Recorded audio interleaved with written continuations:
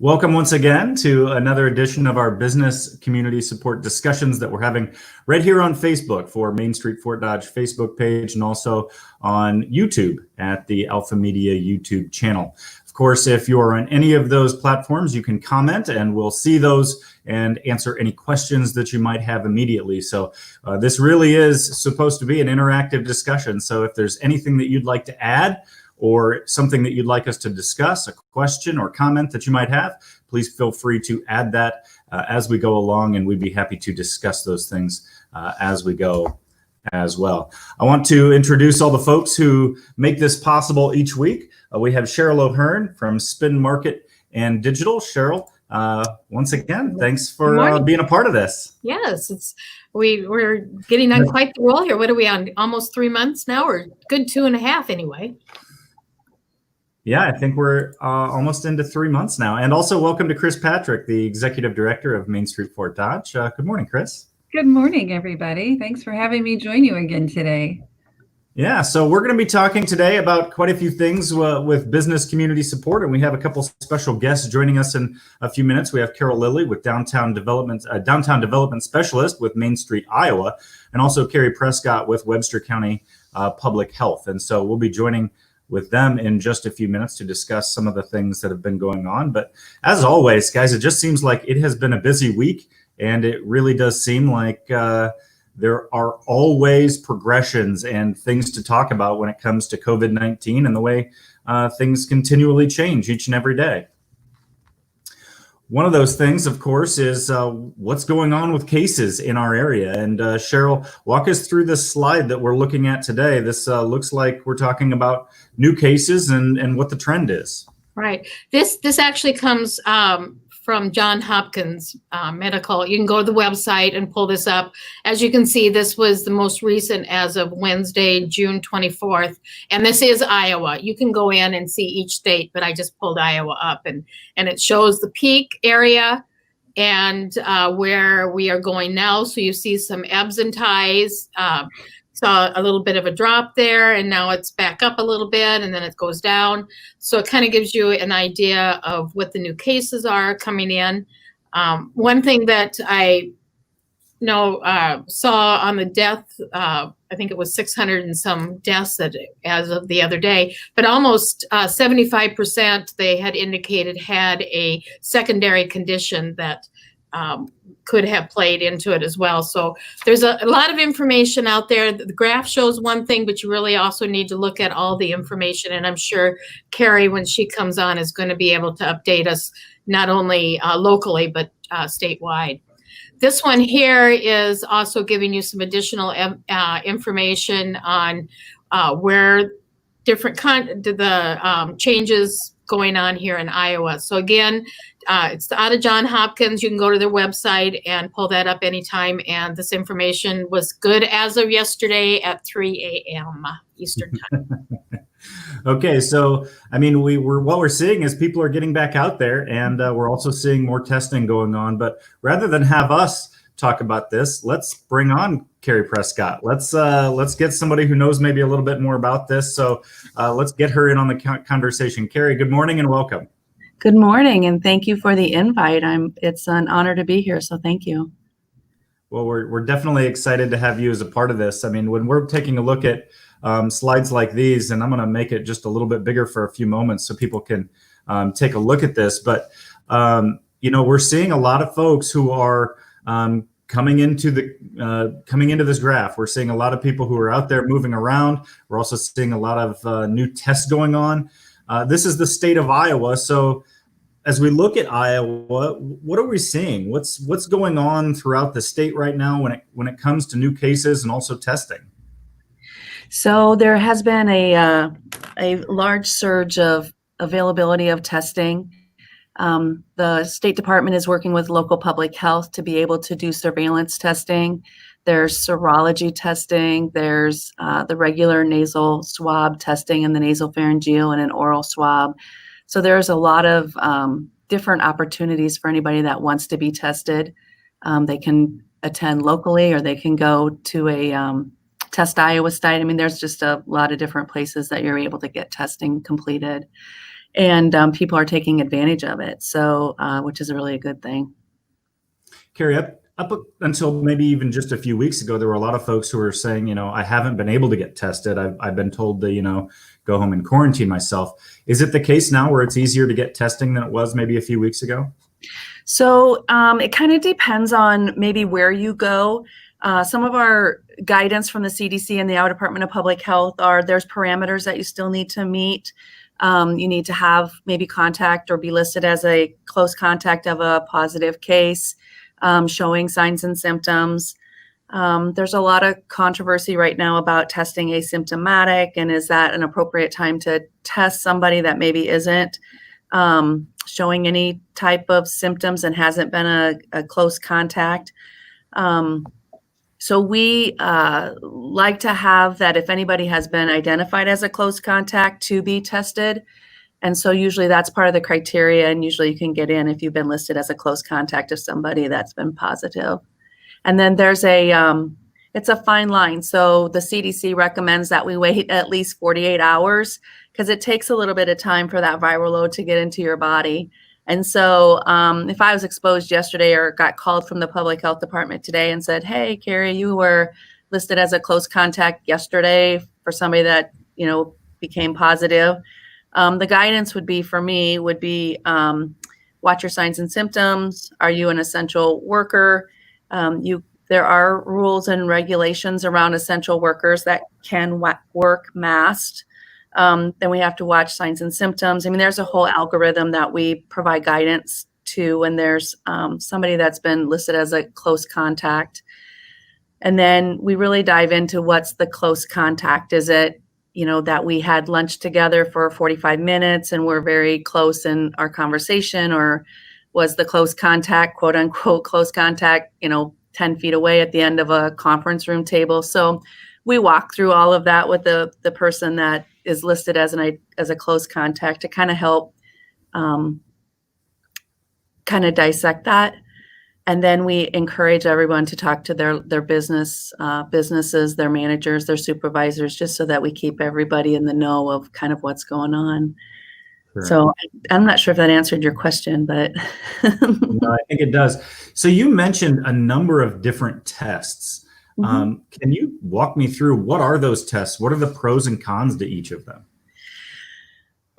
So there's the ones that I'm most familiar with are the nasopharyngeal, which is the really long one that when we do them, people think, oh, you're picking my brain or, pulling out my eye sockets. And that's pretty true. That's the one that goes way up deep into the nasal cavity because that's where that virus likes to hide, is in the back in your sinus area.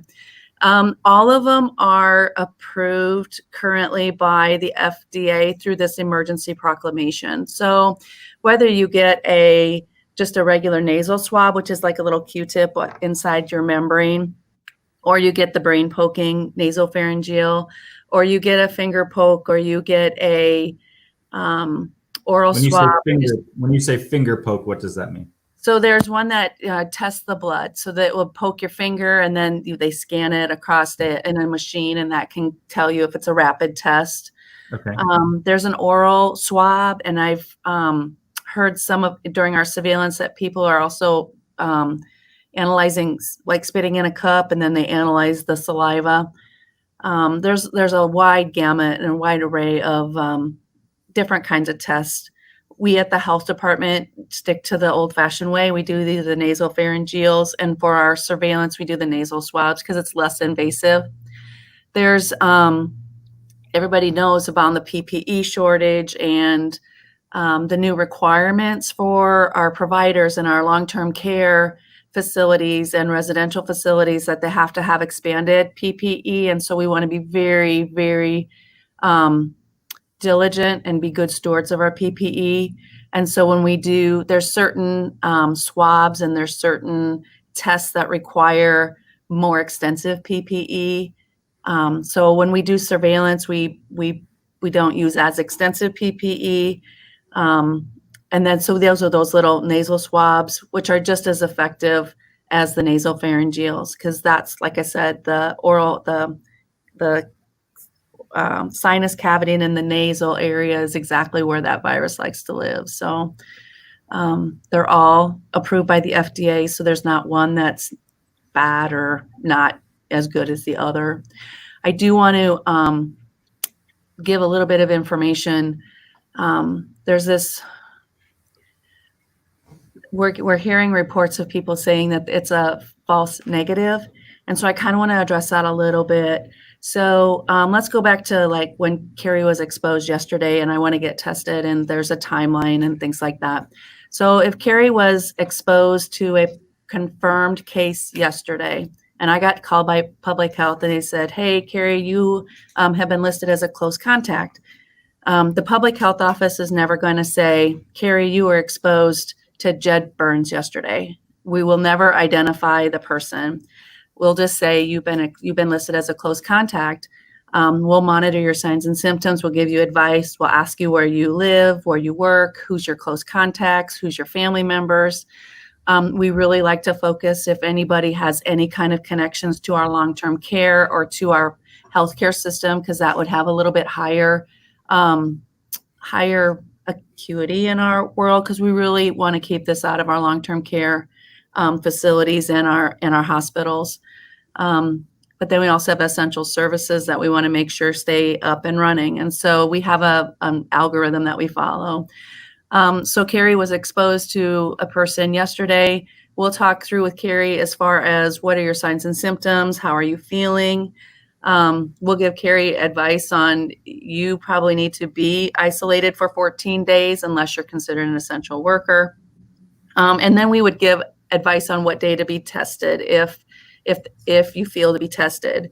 So the test right now, here's the kicker. That virus can show up anywhere between 2 days and 14 days after an exposure.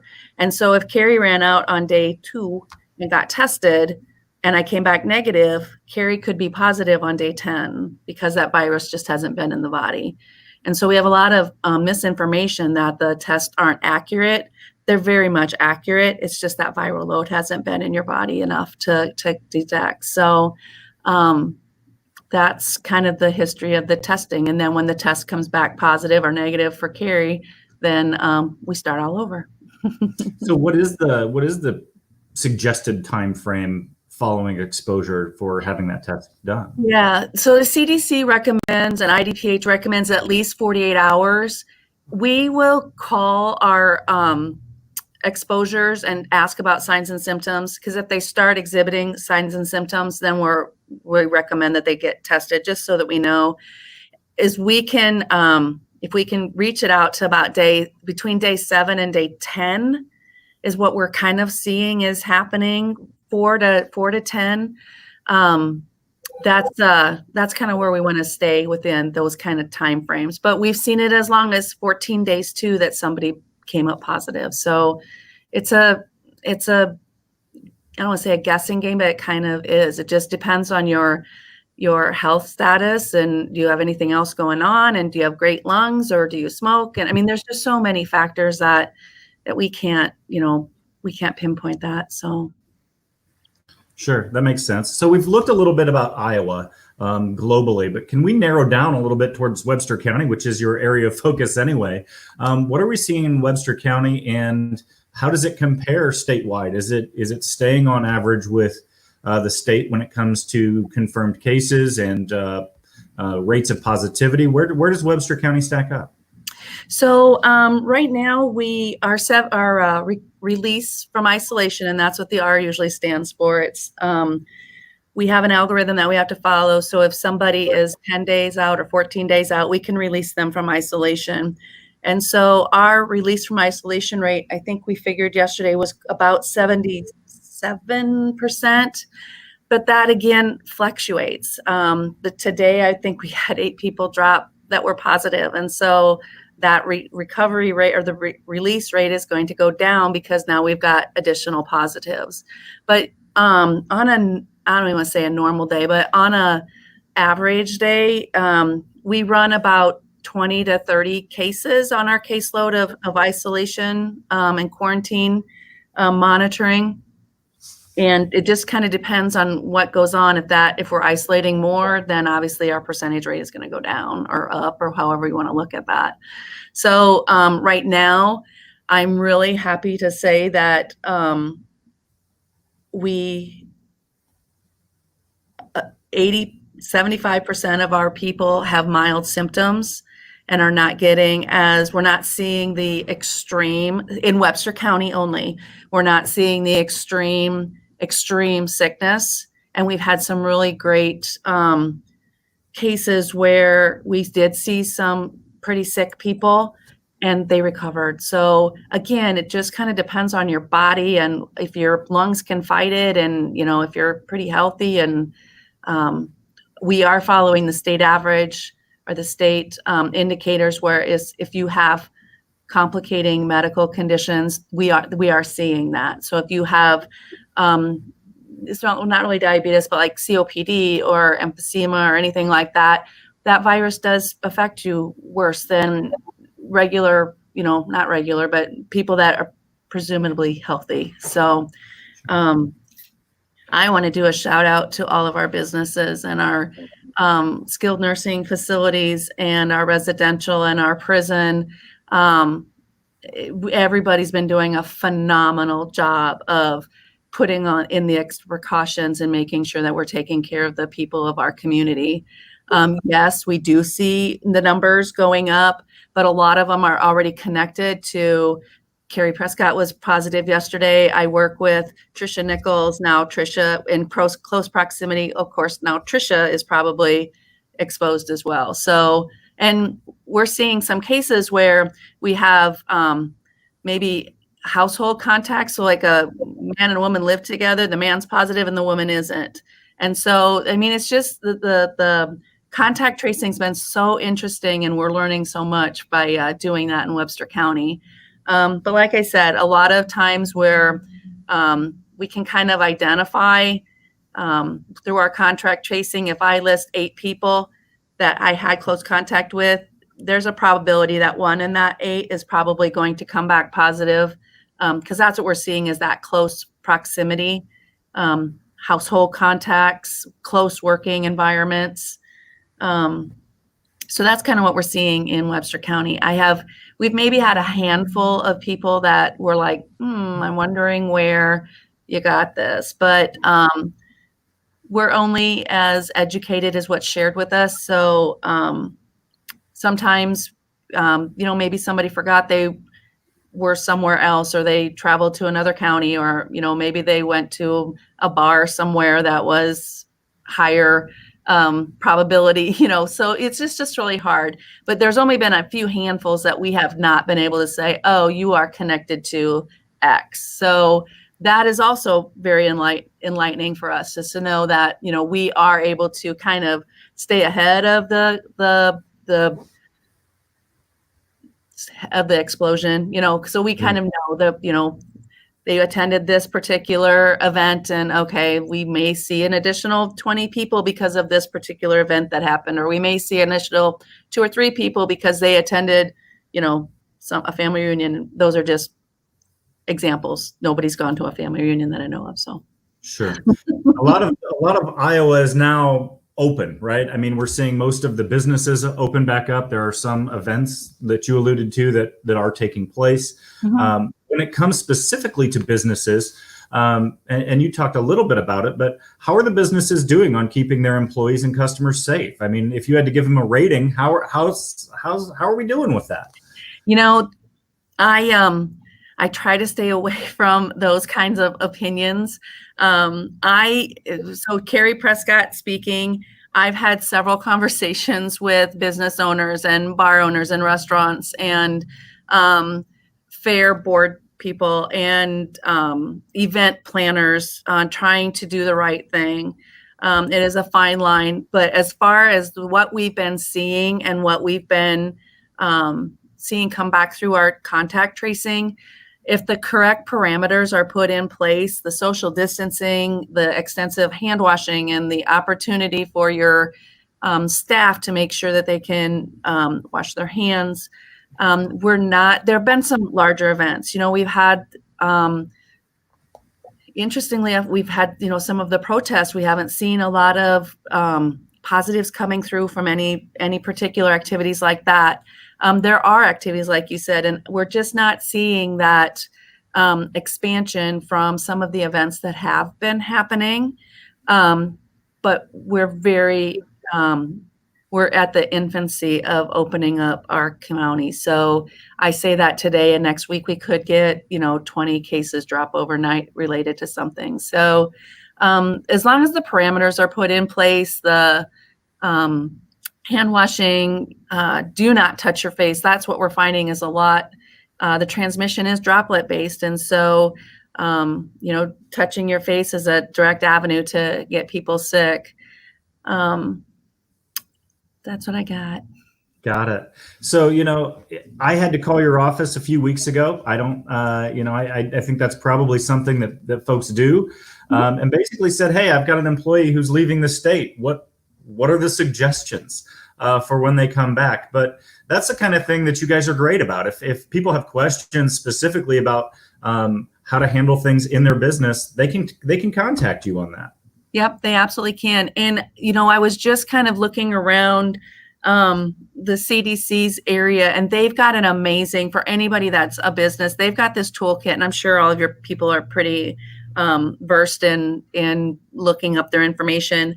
But there is a coronavirus resuming your business toolkit that has a checklist. And those are, if I was rattling off, this is exactly what I would rattle off. So I'm pretty sure they took this off from me. But no, it's a really great toolkit. And I would advise anybody. It's got some really great starting and some, check pieces that just get you thinking about doing the right thing for our community and for your workers. So I would advise anybody to go to that particular toolkit piece. And we are here. We monitor our phones 24/7. There's a COVID hotline. We can come out and talk to you. We can do a Zoom meeting. We are very open. There's a team of about 4 of us that will go out and help people kind of give advice and talk through any of the concerns and the questions that people may have. So give us a call.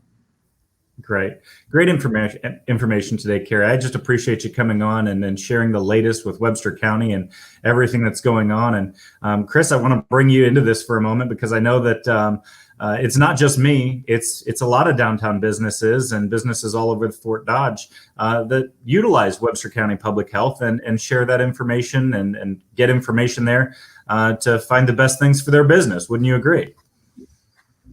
I most definitely agree. And I have reached out to Carrie because we're trying to decide if we're going to be hosting our Lunch on the Square in July.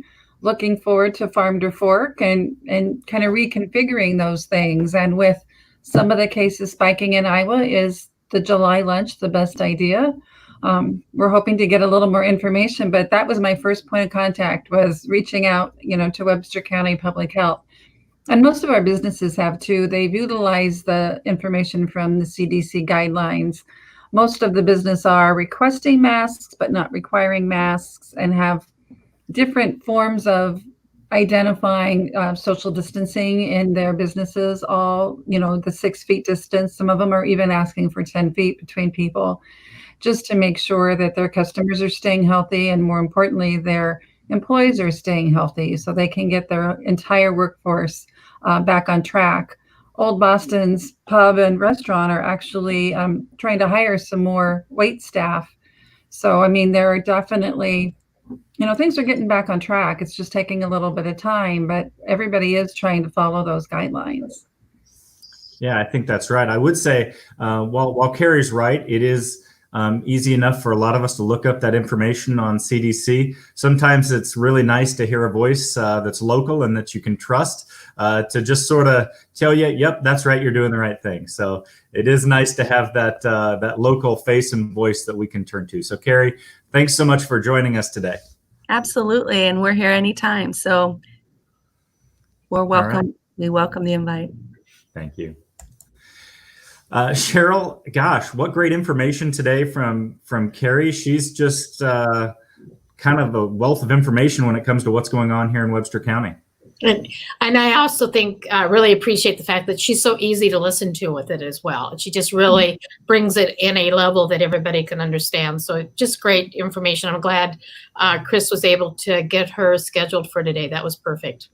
Yeah, and to be able to present the information in a way that isn't designed to create fear, but also doesn't pass it off as not important either. She really does a great job of dancing that line between letting us know how important it is, but also just not creating panic and fear. So what a great advocate she is for our county. Let's keep this thing moving because there's such great information that we have to pass along today. Main Street, Iowa is something that we'd like to talk about today as well. And Carol Lilly joins us from Main Street, Iowa, Downtown Development Specialist. Carol, welcome. Thanks for joining our show. Thanks for having me, Jed. Happy to be here. Yeah, so a lot going on with Main Street, Iowa right now. And you guys are kind of going through the beginning of the opening as well. And you guys are a resource to help with that as well.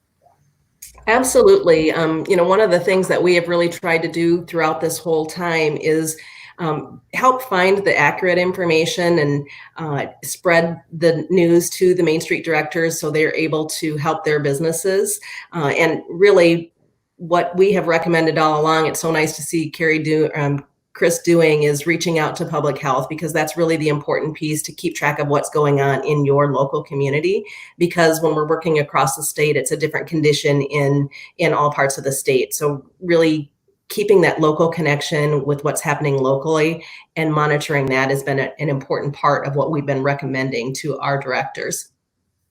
Yeah, I mean, there's just so much going on with knowing, what's happening right now, right? Mm-hmm. So you guys are in the middle of collecting information as well, and that's kind of a big piece of being able to give advice and share information is being able to get information going. So tell us about the poll. Yeah, absolutely. So we recognized the need right away that people were going to have a different comfort level, and understanding that organizations needed to have some data to be able to make educated decisions and to be able to explain why they're making the decisions that they are. What one person might be comfortable doing, another may not. And when you're trying to make a decision on events or dining experiences and those types of things, you really need to have those facts to back up your decision-making process. So we worked with Downtown Professional Network, which is a company that we've worked with quite a bit in the past, and created this poll to help each individual community understand the pulse of what's happening locally. So we designed the poll so it would be broken out to individual communities, and then we can also take that information and understand kind of what's happening across the state. So each individual community has the opportunity to personalize that poll with things that are relevant to their local community. Great. So what sorts of things might be asked in this poll? Yeah, we're really trying to gauge the comfort level of the community. So asking for those communities that have reopened and started that reopening process, just asking the general public, have you started going out? If not, when will you feel comfortable going out to dine? What type of dining experience would you like? Reservation only? Would you like to be able to continue pickup? Do you feel comfortable only dining outside and not ready to go inside? So those types of things. Same way with events. Are you comfortable going to an indoor event? Yes or no? Are you comfortable? When will you be comfortable going to an indoor event? How big of an indoor event?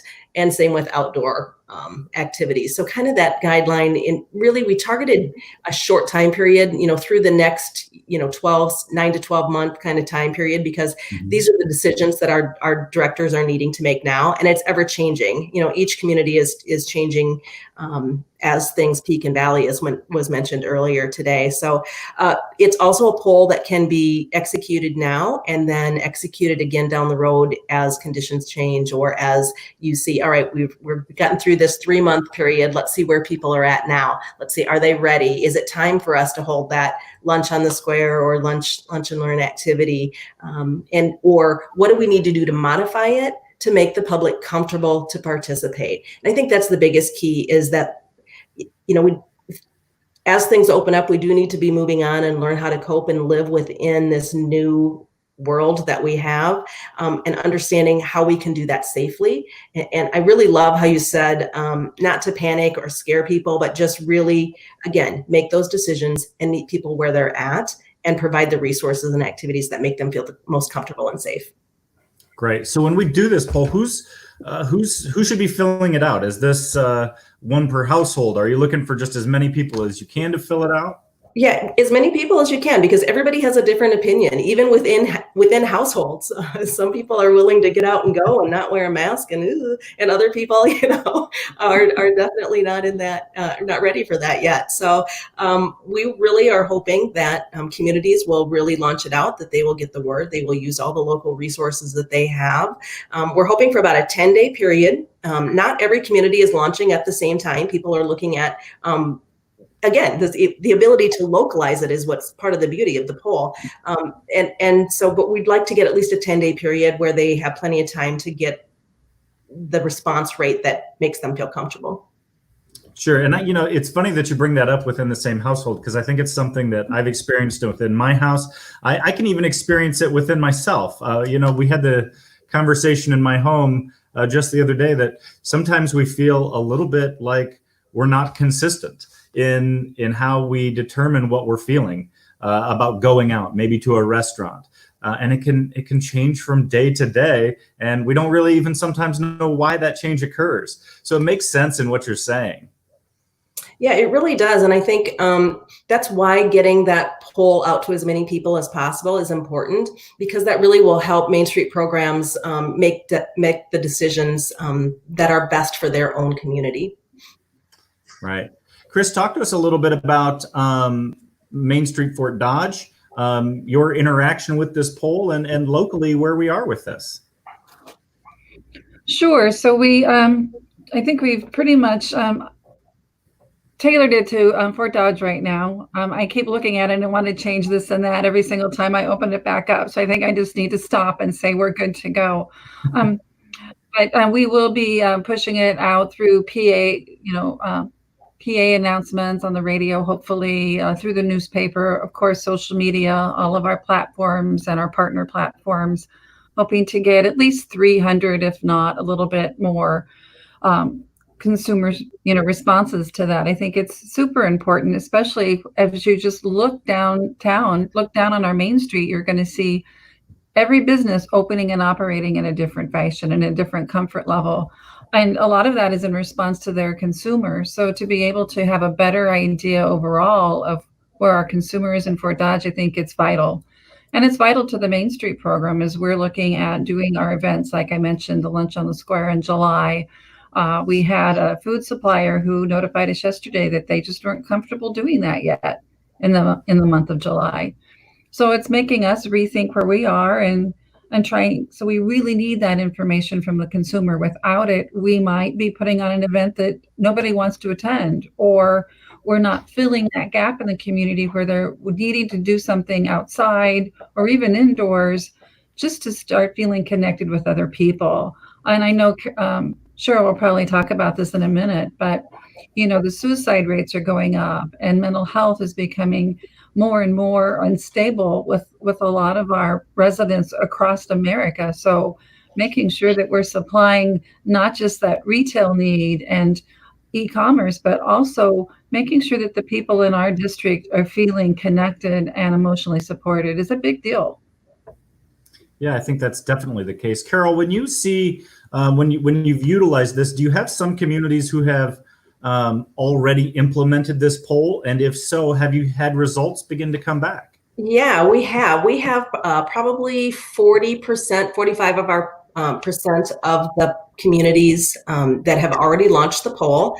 We've got several in that editing phase, and I really appreciate the time taken to edit and really localize it, because I think that's where you're going to get the best information. So that's an important step that Chris is taking, and that's great to see. But those that are having polls returned, people seem to be filling them out. It varies depending on when they've launched, but I think one of our communities already has 650 responses, and then we've got some that are down to just getting off the ground. I think the one that launched yesterday is up to 60, I think. So every community is a little different. And again, depending on how they're pushing it out as well. I like the approach of pushing it out over several mechanisms instead of just using social media, because you need to meet a variety of customers and customer bases. And, you know, not everyone uses Facebook, not everyone uses Instagram. You have to really think about all the different customers and the customer base that you have in your community. Yeah, I understand that, you know, as every community customizes this a little bit to themselves, it's probably tough to say you can't really pull it all together as to one big data set. But do you get a sense of how the communities are feeling as a whole? Yeah, you know, we haven't gotten into that yet because we haven't had any polls close and haven't run any reports yet, because just really we're just in the infant stages of that. But I think we will get a general sense across the state, kind of comparing and maybe even by region where things are at. So I feel like we'll have an idea on some questions. Now, other questions are very community specific, so we won't be able to use that in conjunction with everything else. But just kind of that comfort level of people getting out, I think, will be something we can compare across the state. Great. Well, to be continued then, Carol. Absolutely. Yes. All right. Well, thank you for coming on today, talking us through this poll and everything that's going on with Main Street, Iowa right now. Well, thanks. Well, I look forward to working with Chris and seeing what's going to be happening in Fort Dodge. So thank you for having me, and we'll continue to keep in touch. All right. Thanks, Carol. Thank Thanks, you. Carol. Yeah. Thanks. Man, wow. Just another great way to get involved and share with your community kind of what's going on inside your mind. It's really going to be beneficial to many, many, many of our businesses throughout Fort Dodge and Webster County. Kimberly Tiefenthaler, unable to join us today, but you know what? That's okay, because we have Darcy Swan joining us today. Good morning, Darcy. Hey, how are you guys doing? Good. Doing good.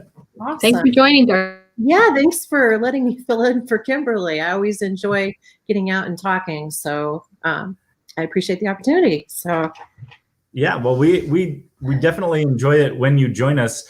Since we've got you here today, we'd love it if you could walk us through kind of what the latest is going on with just a few things out there right now. And one of those things is the EIDL program. Yep. You know, there's. Go ahead. Sorry. No, that's okay. It's just you know, there's. It seems that in just the last couple of weeks, there have been maybe updates to the EIDL program, updates to the PPP, and there's nobody better to get involved with telling us about the updates than the SBDC. So yeah, tell us about the EIDL and what's the latest. It is, I will tell you, and I think Kimberly has conveyed this before, every day is something new. It seems like the economic injury disaster loan or the payroll protection program have modifications, updates. So it's been really difficult in some cases to keep up on things, and it's been very difficult to be able to give people an honest answer. And all we can say is, as of right this minute, here's what we know it is today, because it changes so quickly. But the EIDL loan, you know, one of the things I'll preface this by saying, one of the biggest things that Kimberly and I are working with, and the other counselors and directors throughout the state at the Small Business Development Centers are dealing with right now, is working with our clients on helping them kind of navigate through these waters of, okay, I received funding, now what do I do? Because there are, like with the payroll protection program, there's a lot of documentation that has to go on and able to get loan forgiveness. There has been some changes to that, and we'll touch base on that in a minute. With the EIDL, we're seeing a lot of people saying, hey, I got my money, but I'm not really sure that what I was wanting it for, I can use the funds for, because there are guidelines on how those dollars can be spent. A lot of them are worried about the impact on their credit by receiving loans. Some of them are worried about how they're going to repay it. Although with the EIDL loan, they do have, it's a 30-year term. It's 3.75%. They have deferred payments for 12 months. Interest does accrue during that time. If you do get an EIDL loan, you do have 30 days to either accept or decline it. There's no deadline on that particular program. However, when the funds run out, it's done. So if there's somebody who is thinking about it, it's best that they go ahead and apply for it. We always encourage businesses to work with their financial advisors, right? Go talk to your CPA or your bank. to find out, all the guidelines, so you have a really good understanding of what you're getting yourself into. We've got some that, they get the money and now they're not really sure they need it. I had a gal call me the other day who only applied for it because she wanted the forgivable portion or the grant, which is that everyone's heard about, oh, you get up to 10,000. Well, it's based on number of employees. And she was just going after the dollars there. She didn't want the loan. She just wanted the free money. So we have a lot of those kinds of things that we're working with clients on. In regards to the PPP, a lot of it is, especially for the self-employed, how do I track how I'm spending that money? So we've been working with them on, making sure that they have all the documentation that they need. So it has been a very interesting time. But in addition to all of the loan piece of it, we're also getting a lot of calls from businesses that are needing to pivot because they understand that this is probably a long-term problem, or it's opened their eyes to understand that things like this can impact their business and they really weren't aware of how to go about handling that. So getting their business online, trying to figure out how they can sell and continue to be profitable while maybe their front door is closed or it's limited to how many people they can get into their establishment. The reopening is another thing we're dealing a lot with clients on, how to safely reopen. I know earlier they mentioned the CDC toolkit. That is a great resource. We also have one, and it's available by going out to the iowaspdc.org website. It's called the Back to Biz. It's a guideline, very well written, very easy to read, and it also has some wonderful downloads of posters and things that you can put out to kind of build confidence. There's also, once you go through that, you can contact Kimberly and I, or you can contact the state office, and you can get a decal to put in your window to show your customers that you are taking steps to make their experience and your employees' experience coming back a healthy one. And so we've been dealing a lot with those kinds of things. So it's just been a really interesting time. And in addition to all of that that's going on, we're seeing a lot of people who are still wanting to open a new business. Believe it or not, I'm working with about 3 restaurants right now. And I would think that would be about, honestly, one of the last things that I would look at opening right now, just me personally. But they look at it as an opportunity. If they're going to get into this market, they're going to roll out while everyone else is coming back. And so that's been interesting. So yeah, it's just been a really, I will say, a very different time at the Small Business Development Center for sure. So. Well, it's something that I'm actually glad to have you mention, because it's something that I've been preaching to clients, customers, friends, that, right now while it may be difficult times, it also presents opportunity. Absolutely. For the right individual, there's a lot of opportunity right now. And I think it's good to see that there are some people who are finding ways to take advantage of that as well. Yep. And it's not just our region. We have our calls weekly with the directors across the state, and a lot of them are seeing upticks in new business starts right now, which I think is a very healthy sign. I like getting back to kind of that normal and working with businesses and helping them that way. Because it definitely side railed us with, the coronavirus hitting and having to really help them try to stay afloat during that time. And we continue to do that work. We do a lot of it. I know Kimberly is really engaged with lenders. She's doing a fantastic job of really working closely with them on restructuring businesses. She's doing a lot more of that than I am. Yeah, it's just an interesting time for sure. So. My number one comment, though, is if there is a business that has received financial assistance and they're unsure what to do, they can reach out to us at the center, or to check with their accountant, their CPA, their financial team to weigh through that. Because just because you receive the funding, it may not be the right thing to do to accept it. You need to make sure that what you're using those funds for is what they're intended for, so that you don't have issues down the road. So I had to refer somebody yesterday to go talk to their CPA, and I felt very comfortable doing that and making sure that he got the information that was relevant to what his business needed. So, Sure. Right now, we're about maybe a little over a week from the signing of the new PPP law. So there's been some changes with the PPP. Can you walk us through what some of those changes were? yeah. So the nice thing about the changes in the PPP is that it's going to make it easier for small businesses to get their loan forgiven. So originally it came out that you had to use 75% of a minimum of 75% of the funds for payroll and related expenses there over an 8-week period of time. Well, what they've done is they've lengthened that to 24 weeks, and it's gone from 75% to 60%. So that allows a little additional funding to help offset some other expenses. There's also an employer payroll tax deferment through the end of 2020, and there's some exemption for the loan forgiveness reduction for borrowers if they're able to return, or if they're unable, to return to the same level of business activity. There is a great short, like an easy form for like taxes. We have an easy forgiveness application form, and you've got the information up on the screen now. So this is great for those that are self-employed, have no employees, and I work with quite a few of those folks, and this just really made their life a lot easier for documenting and getting the forgiveness on that loan. So they've just made it a little easier to be able to not have to pay that money back.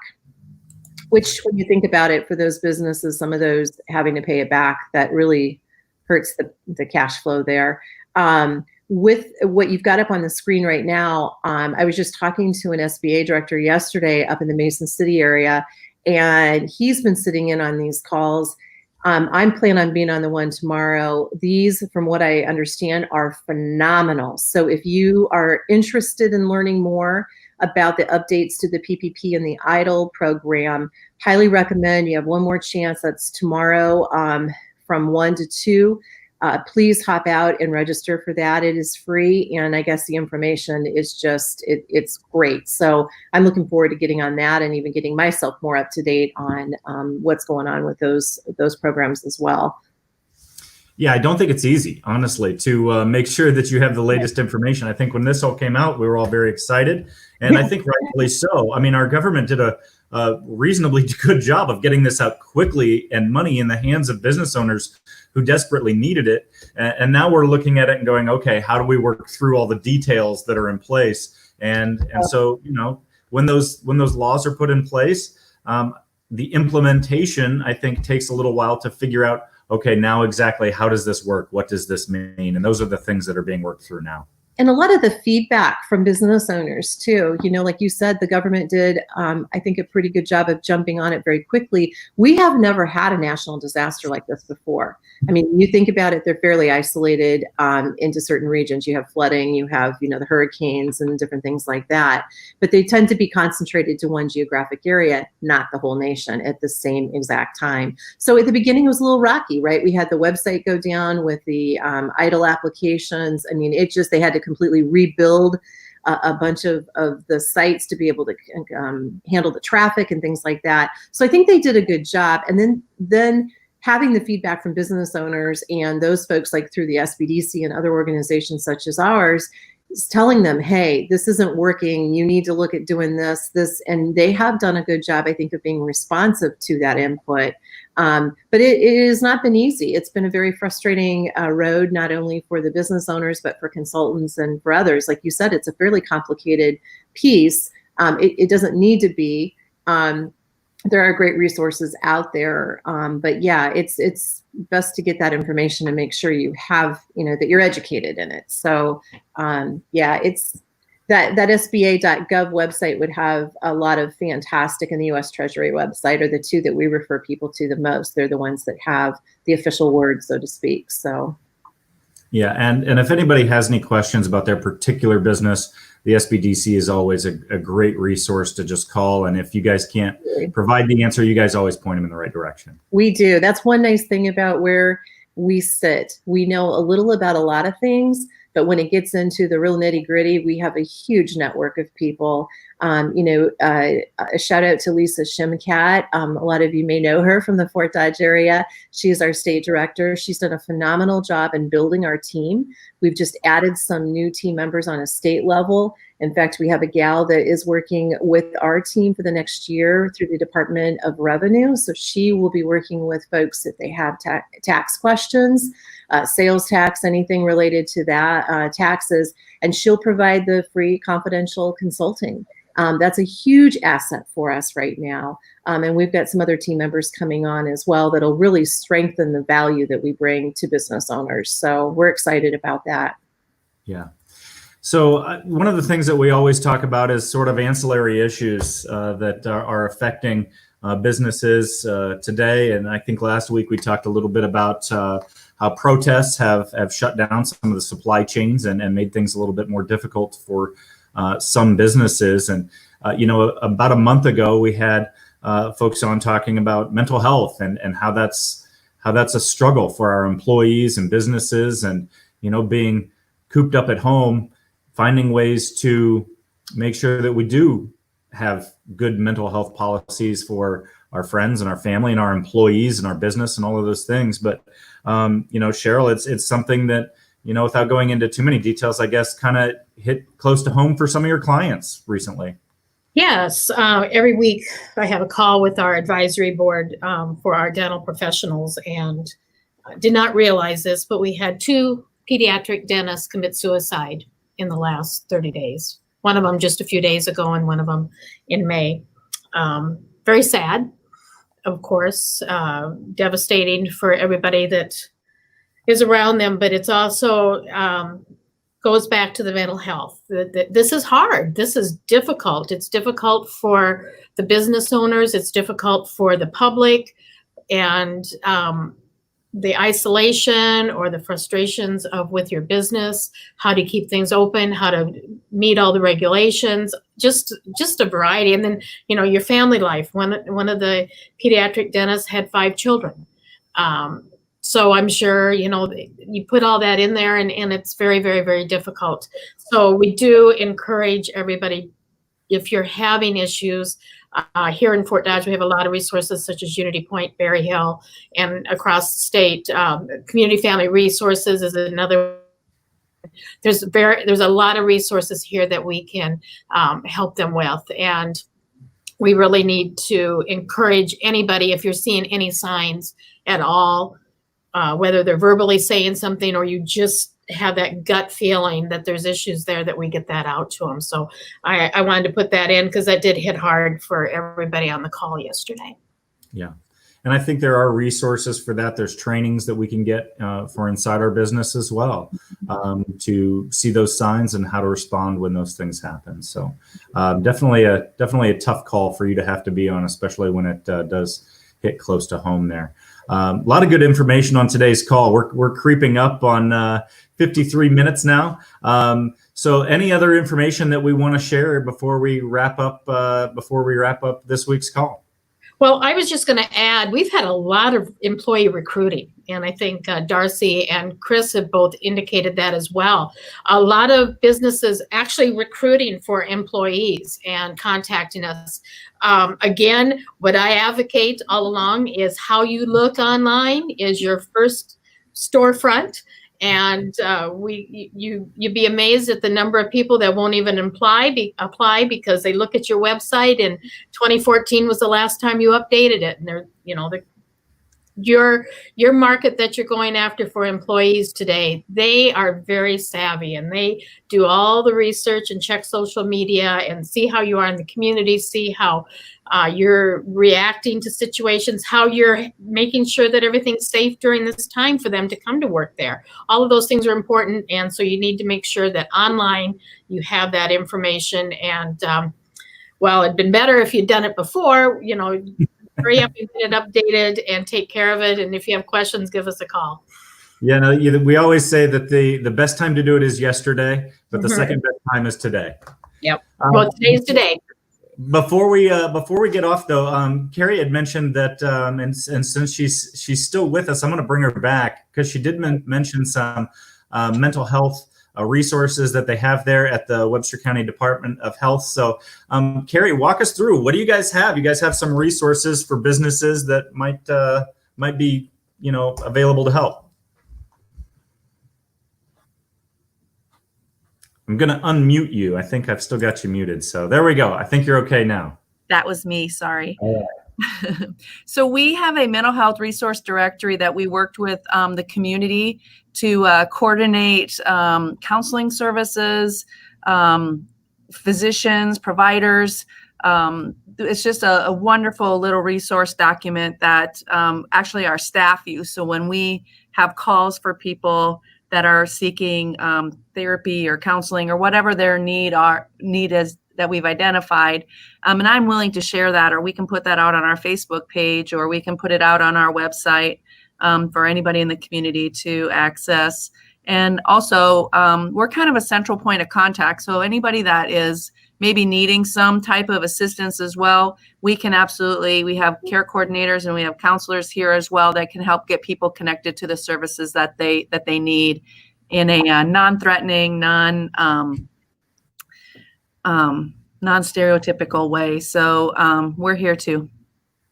Excellent. Carrie, thank you so much for joining us once again. Well, that's going to wrap up our business community support discussion that we do here on the Main Street Fort Dodge Facebook page.